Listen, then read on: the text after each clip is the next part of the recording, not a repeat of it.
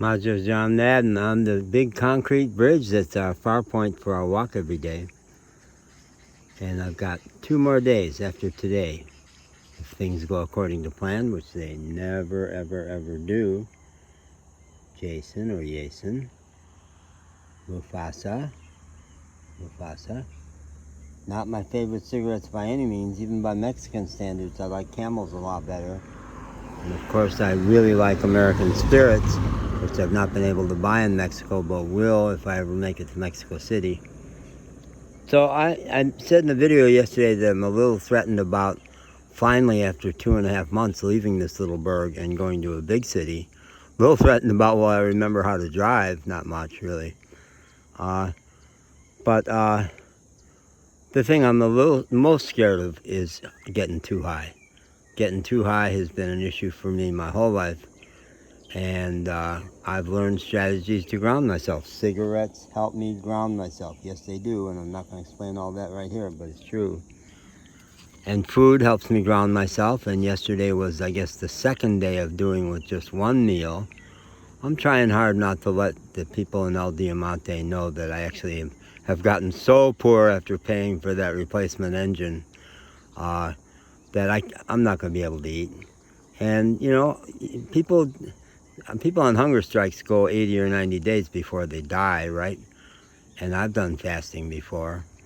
That shouldn't be a problem, but not being able to buy cigarettes and not having food in me, I'll be high.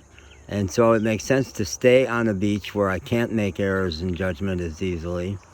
And I realized this morning, maybe I'll only have money to make it to the Vega beaches. But it sounds like there's a couple of them, and one of them is wilder than the other. One of them has more lagoons and is better for swimming. And I stopped in at the municipal building in Vega yesterday and asked the cop. I was translating into Spanish with my Google Translator app, and I said, what limitations are there with camping my camper van on the beach here? And he said some Spanish I didn't understand, and as we dug into it, what he was saying was, you can't do your laundry in the ocean or in the lagoons. That's the one limitation. So maybe I'll just hang out right here in Vega, and maybe I will let them know that I'm that handy.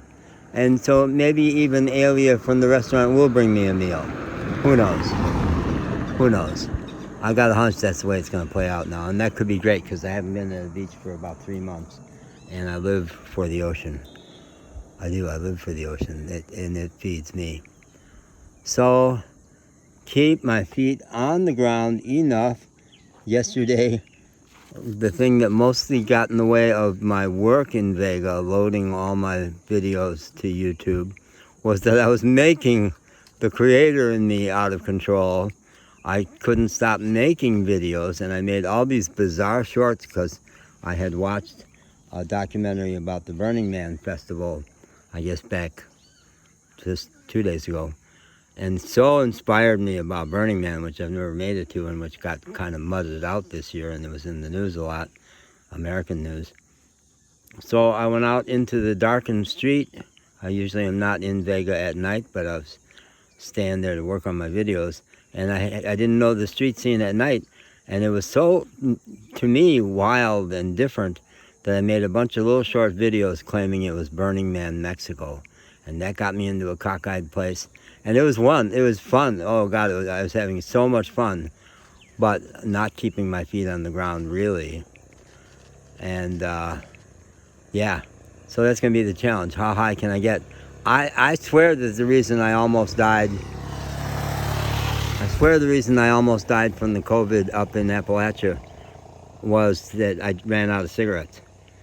Cigarettes, even though I had an incredible cough in the 14 days I struggled with it, cigarettes didn't make me cough. No, cigarettes got me in my body, and I was gradually drifting out of my body. I was so sick, and I just wanted to go, you know? And I'm good at getting out of my body, having been sexually abused as a kid. I learned how to do that, and I noticed, oh, you're leaving your body.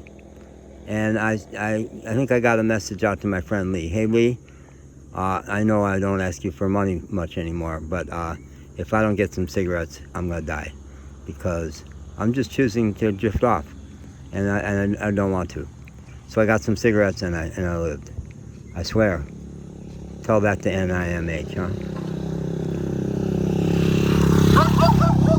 Okay, I think that's enough for now.